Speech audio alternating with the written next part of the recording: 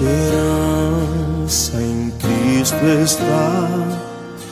Ele é minha luz, força e canção. Ele é rochedo e proteção. Na tempestade amparo traz. Que grande amor, profunda paz. Em ti o medo se desfaz. Tudo pra mim, conforto meu. No teu amor firmado estou. Em Cristo Verbo que desceu, o próprio Deus bebê se fez. O dom de amor e retidão, sofreu desprezo e humilhação. Naquela cruz Jesus morreu. Ao mundo Deus seu Filho deu. Foi condenado em meu lugar. Tudo Ele fez por mim amar.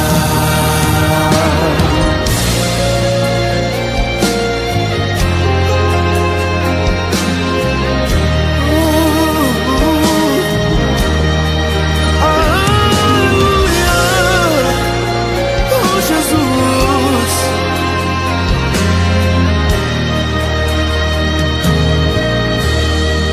Seu corpo ali moído foi.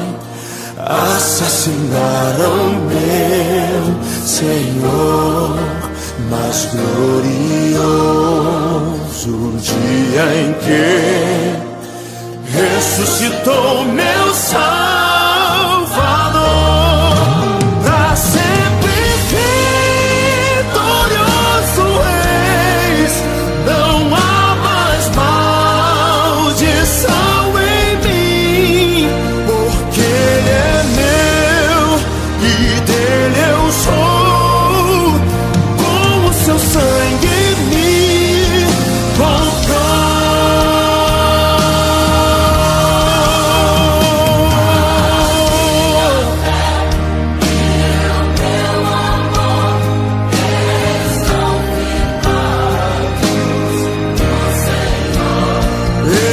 Estão firmados no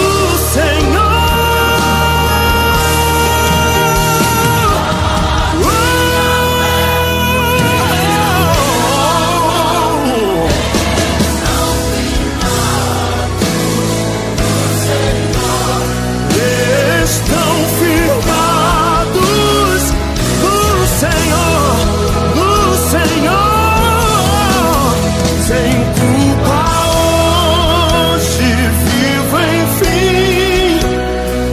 Esse é o poder de Cristo em mim. Meu caminhar, meu respirar, o meu destino em Cristo está. Nem o inferno o meu gol, ninguém irá nos separar.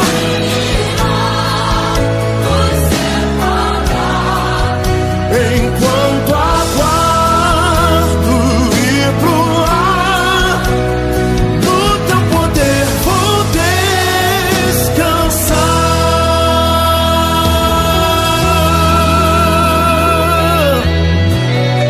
Eu encontro descanso em ti, Senhor. Tu és minha rocha. Aleluia. Aleluia. Aleluia.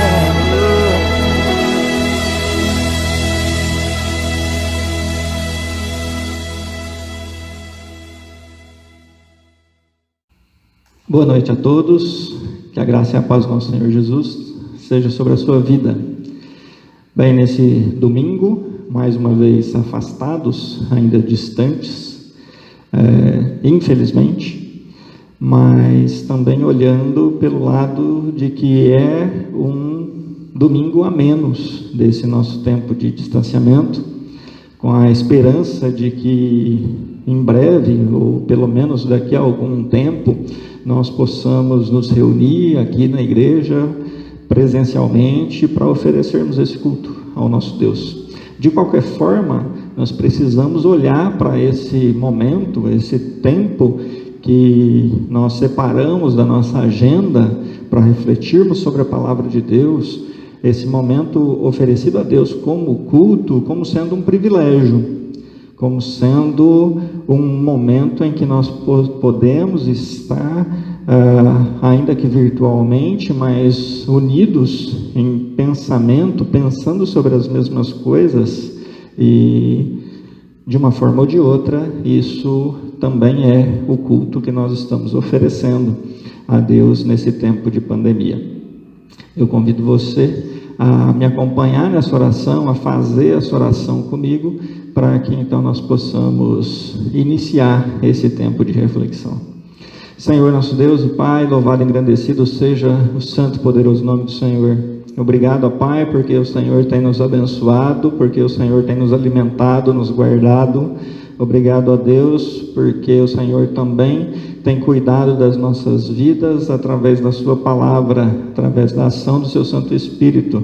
E é isso que eu peço a Ti, ó Deus, que mais uma vez seja o seu Santo Espírito a falar aos nossos corações, seja o seu Santo Espírito a nos conduzir à sua verdade revelada na sua palavra, ó Pai, e também a nos fortalecer, para que em cada momento das nossas vidas nós possamos colocar em prática aquilo que nós aprendemos aqui, ó Deus.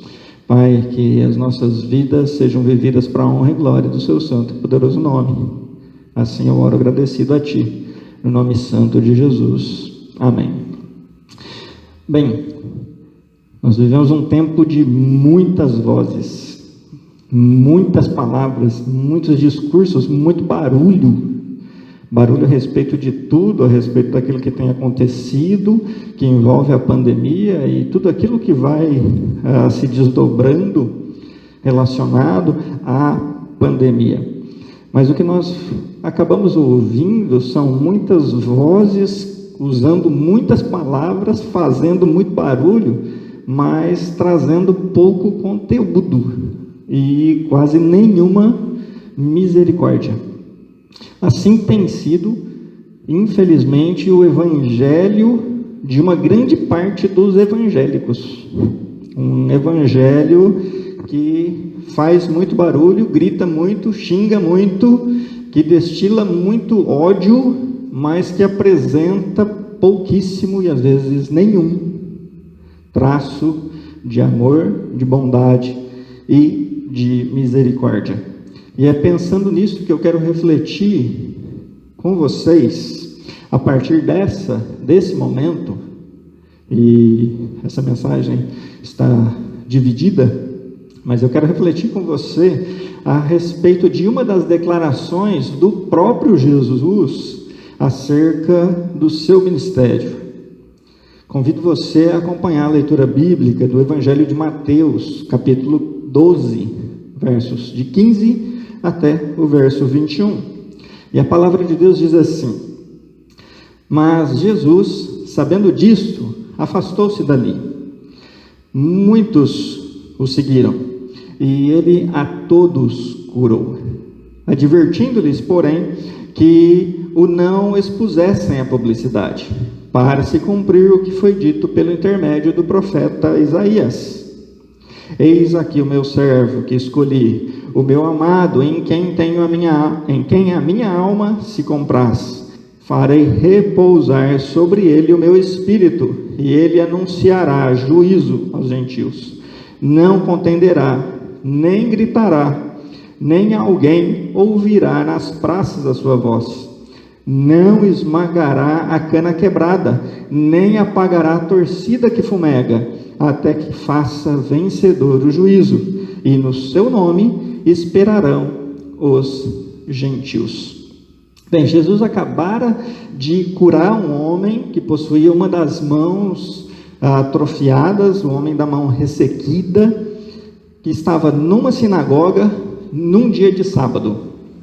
Os fariseus ficaram revoltados, e isso não era novidade. Os fariseus estavam revoltados o tempo todo, independente das ações de Jesus. Os fariseus então ficaram revoltados e queriam matá-lo. Jesus, como um homem prudente que era, saiu de perto deles, fugiu da presença deles.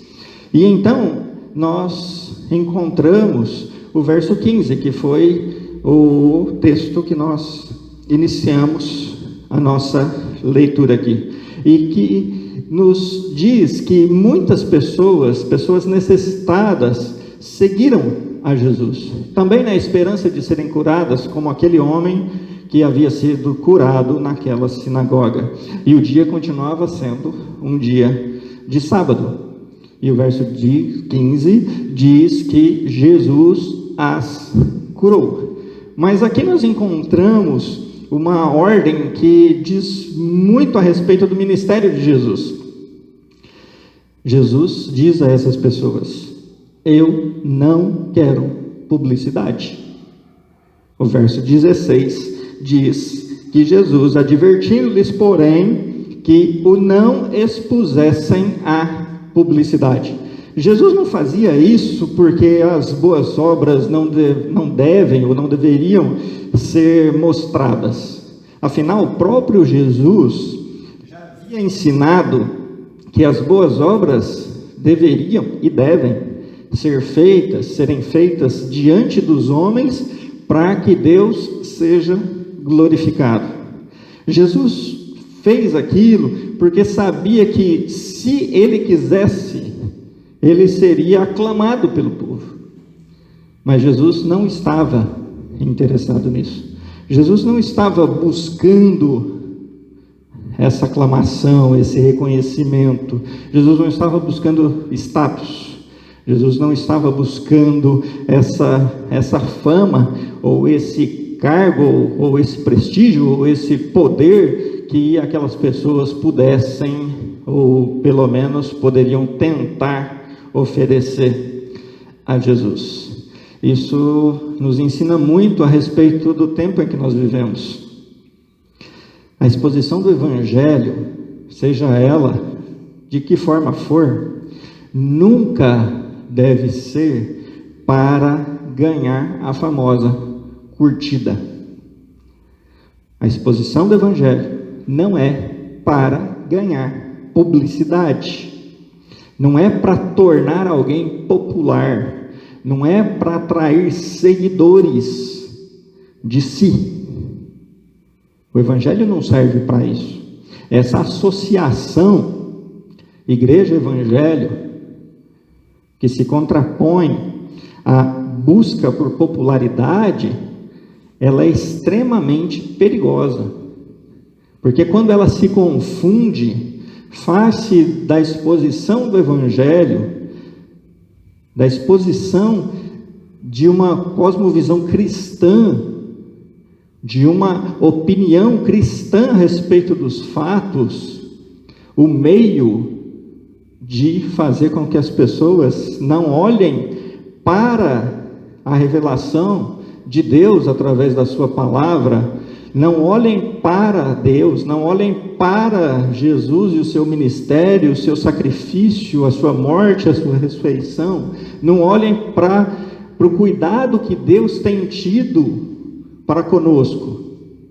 Quando isso se mistura, quando igreja evangelho se mistura com essa busca por popularidade, o que acontece é que a exposição do Evangelho passa a ser apenas um instrumento para que pessoas, homens como eu, como você, busquemos apenas que sejamos reconhecidos por outras pessoas.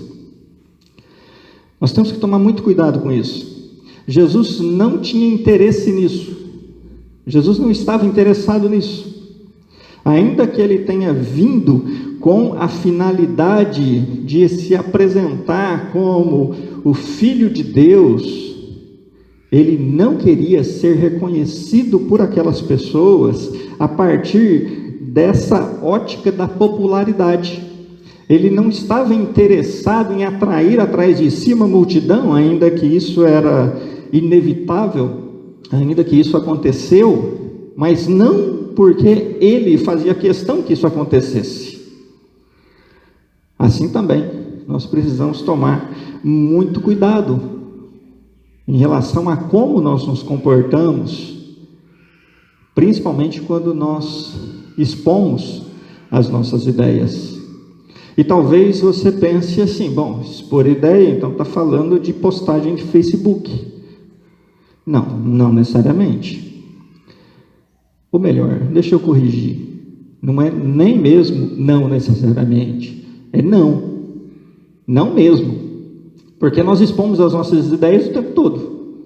Nós expomos as nossas ideias nas nossas conversas, em todos os lugares, sobre todos os assuntos. E a maneira como nós expomos essas nossas ideias faz com que as pessoas possam olhar para a revelação de Deus, para a maneira como Deus quis se revelar, olhar para as verdades reveladas por Deus, ou pode fazer com que as pessoas olhem para nós, para a nossa capacidade de raciocínio, para a nossa capacidade de interpretarmos um texto bíblico, para a nossa capacidade de construirmos uma narrativa a respeito de um texto bíblico, de um tema do nosso dia a dia. Isso tem a ver com a motivação. A motivação de Jesus não era o de atrair popularidade. Ele atraía as pessoas, porque as pessoas viam nele uma fonte de esperança para os seus problemas. Em inúmeros casos, não em todos, mas em inúmeros casos, ele atendeu as pessoas necessitadas que estavam diante dele, mas a motivação dele não era de atrair após si seguidores do filho de José, o carpinteiro. Não era esse tipo de seguidores que Jesus estava interessado. Jesus estava interessado em atrair após si adoradores que adorassem a Deus em espírito e em verdade, e não somente pessoas que seguiam a Jesus, porque estar com Jesus, o fazedor de milagres, poderia lhe render-lhes algum tipo de benefício. Da mesma maneira, nós precisamos nos atentar a isso. Mas Jesus continua e ele explica que tanto os milagres quanto a necessidade dessa descrição em relação ao seu ministério eram necessários para que se cumprisse o que já havia sido dito através do profeta Isaías, lá no capítulo 42, a partir do verso 1 do profeta Isaías, do livro de Isaías. Então, nos versos de 17 até o verso 21, ele diz assim: para se cumprir o que foi dito por intermédio do profeta Isaías. E aí ele cita uma parte desse texto: eis aqui o meu servo que escolhi, o meu amado, em quem a minha alma se compraz. Farei repousar sobre ele o meu espírito, e ele anunciará juízo aos gentios. Não contenderá, nem gritará, nem alguém ouvirá nas praças a sua voz. Não esmagará a cana quebrada, nem apagará a torcida que fumega, até que faça vencedor o juízo, e no seu nome esperarão os gentios. Ora, aqui nós temos 3 características do ministério de Jesus. A primeira delas é que o seu ministério era certificado pelo Espírito Santo.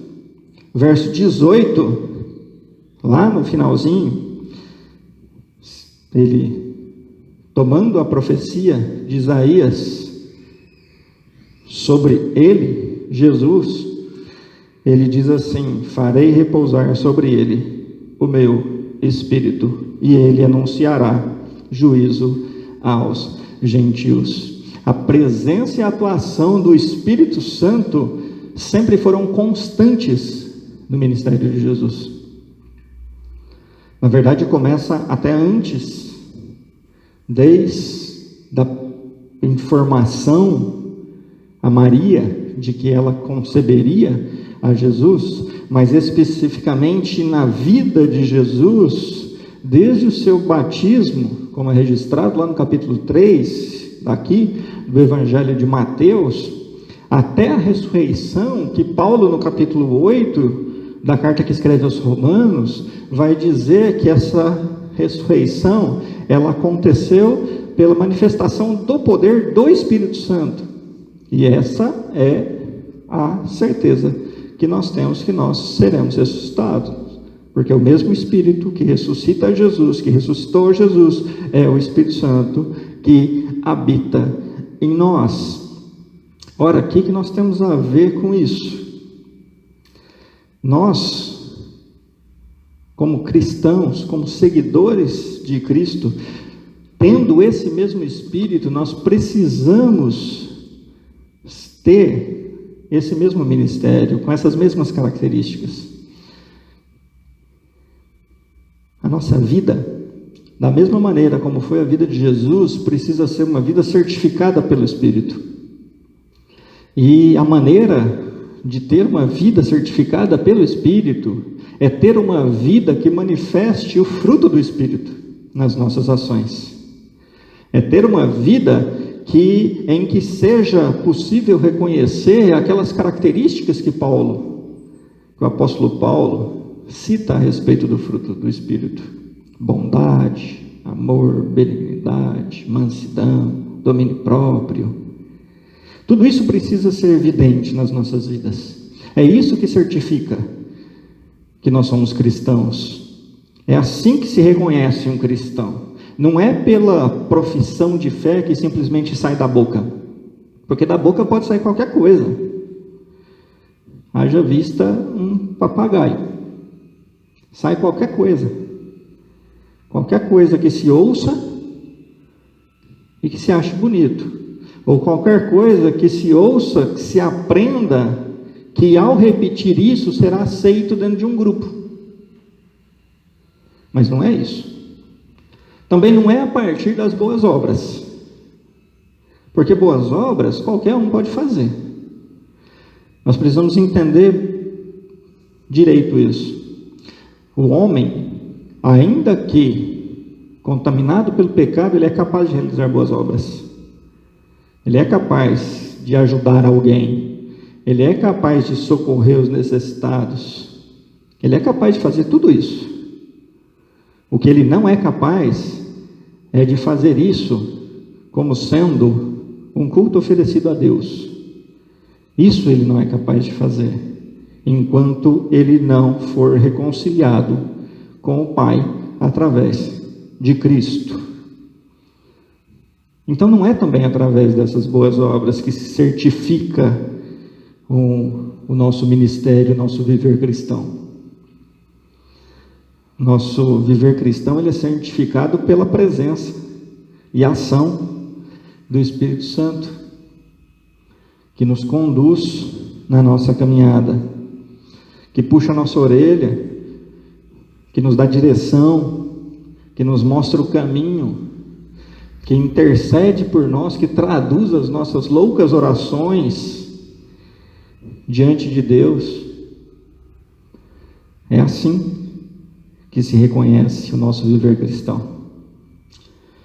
Mas ainda mais do que isso, nós também, ao olharmos para essa profecia, para esse texto do profeta Isaías que se cumpre em Jesus, nós aprendemos que é característica do ministério de Jesus, como eu disse há pouco,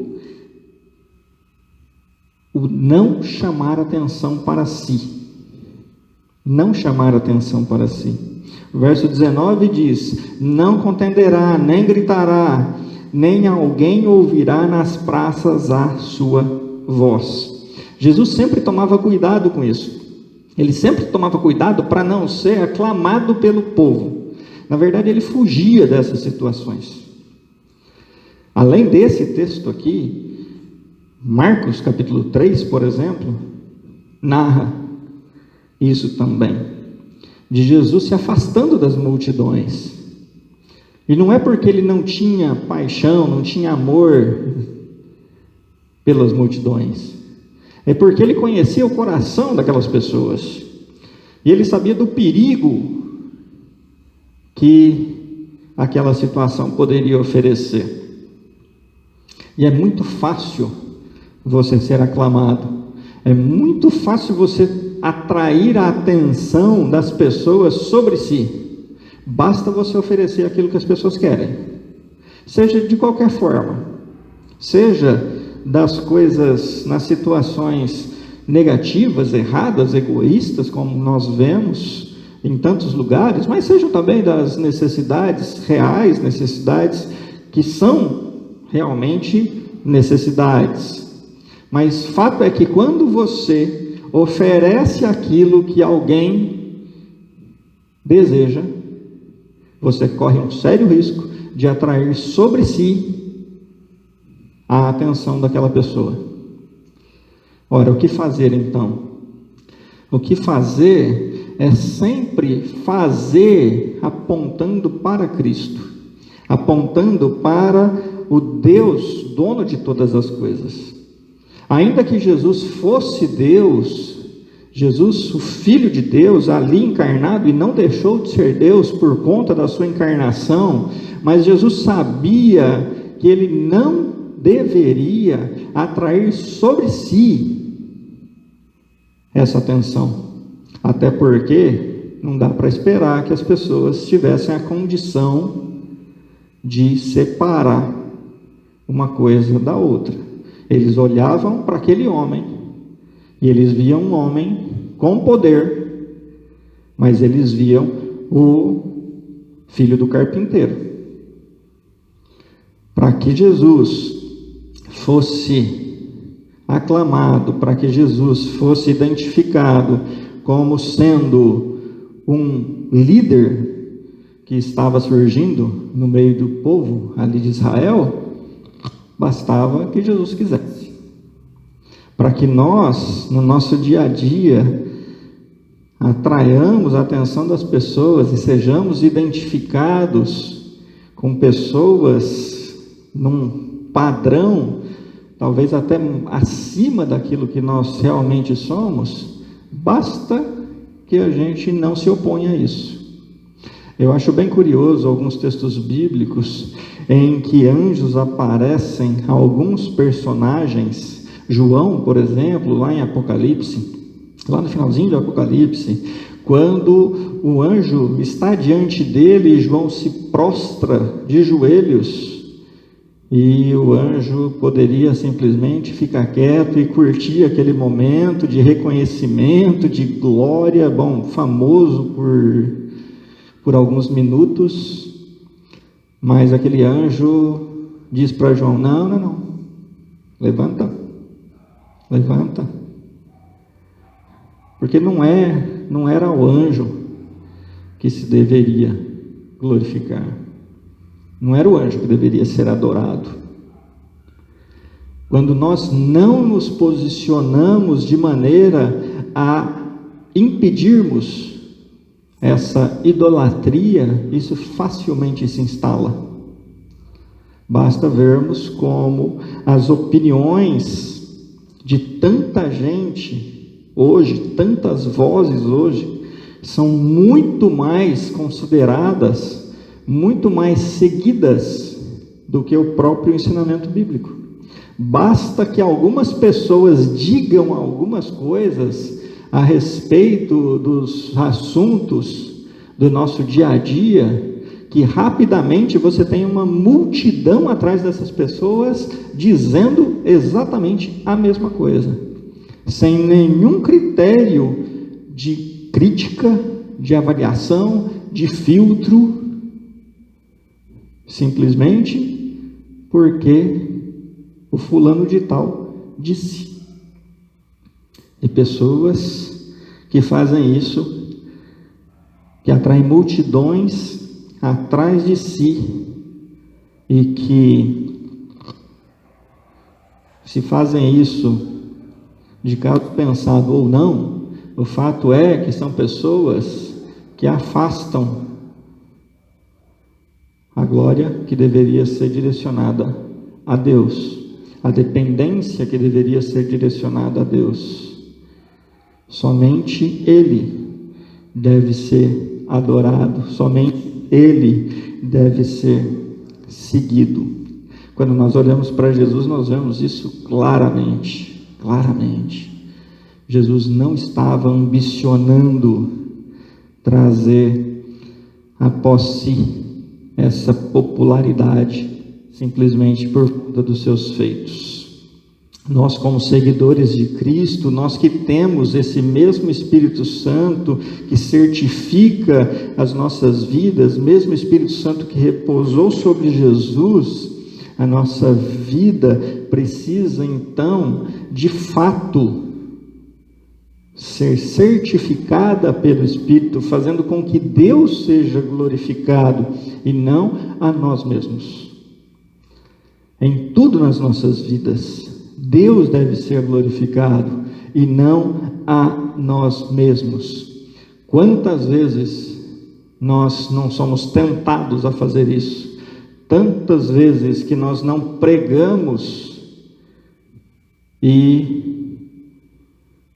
ficamos lisonjeados muito mais do que a alegria que é natural da pregação. Nós ficamos lisonjeados com o fato de pessoas nos seguirem. Quantas vezes os músicos não cantam atraindo multidões atrás de si e não ficam cheios demais por conta disso? Quantas vezes os missionários não ficam cheios demais por atraírem a atenção e até a idolatria daqueles que fazem do seu campo missionário o seu viver cotidiano, aonde estão sem irem para lugares distantes?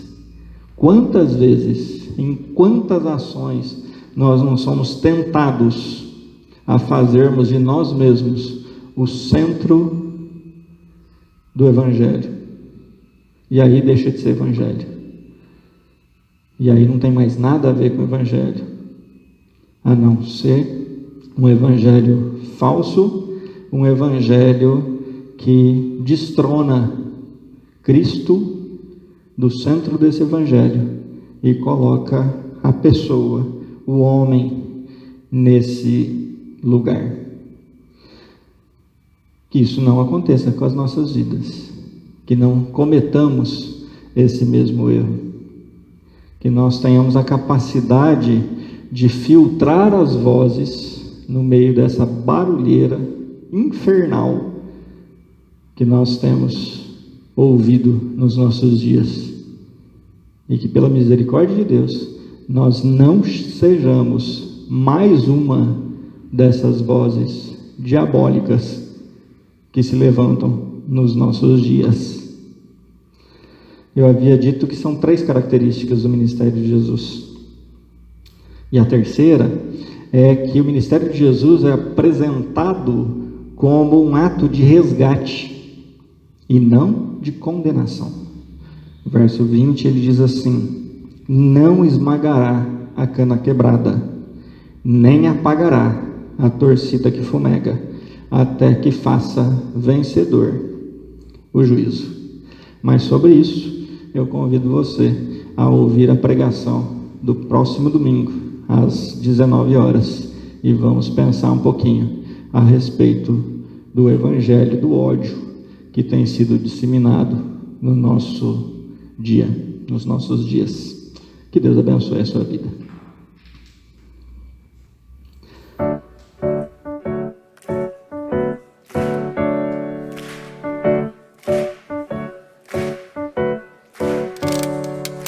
Calmo, sereno e tranquilo, encontro descanso neste viver. Isso devo a um amigo que só por ele eu pude obter. Ele é Jesus, meu Senhor, o Salvador. Só por ele eu ganhei a vida eterna com Deus, com Deus. Triste foi sua história, levado à cruz sem pecado algum. Só porque me amou, morreu por mim e não hesitou. Ele é Jesus, meu amigo, meu Senhor, o Salvador. Só por ele eu ganhei a vida eterna com Deus, com Deus. La, la, la, la, la, la.